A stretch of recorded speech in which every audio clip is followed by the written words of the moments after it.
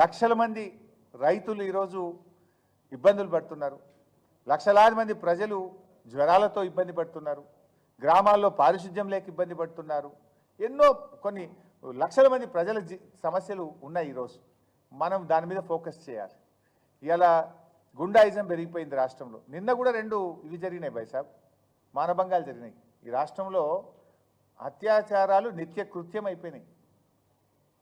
రేవంత్ రెడ్డి ప్రభుత్వం వచ్చి 9 నెలల నుండి 10వ నెల నడుస్తున్న సందర్భంగా 2000 అత్యాచారాలు జరిగినాయి ఈ రాష్ట్రంలో. నిన్న కూడా 2 అయినాయి. మా దృష్టికి వచ్చినాయి 2 ఉన్నాయి. డీటెయిల్స్ చెప్పమంటే చెప్తా. ఒకటి హైదరాబాద్లో ఉంది, ఇంకోటి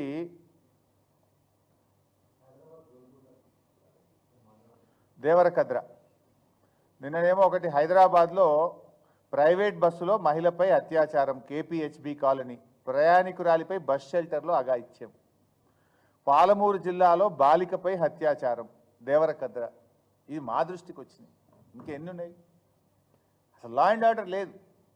ఇలా మా సునీతమ్మ ఇంటి మీద పోయి దాడి చేయడం ఏందండి? ఇంట్లో పడుకున్న వాళ్ళ మీద పటాకులు పేల్చి తలుపులు తీయించి ఇంట్లో ఉన్న వాళ్ళ మీద దాడి చేస్తారు. కనీసం పోలీస్ పట్టించుకోదు. వీడియోలు ఉన్నాయి, విజువల్స్ ఉన్నాయి. ఆ దాడి చేసిన వాళ్ళ మీద కేసులు నమోదు చేసి వెంటనే అరెస్ట్ చేయాలని చెప్పి నేను డీజీపీ గారిని డిమాండ్ చేస్తున్నాను.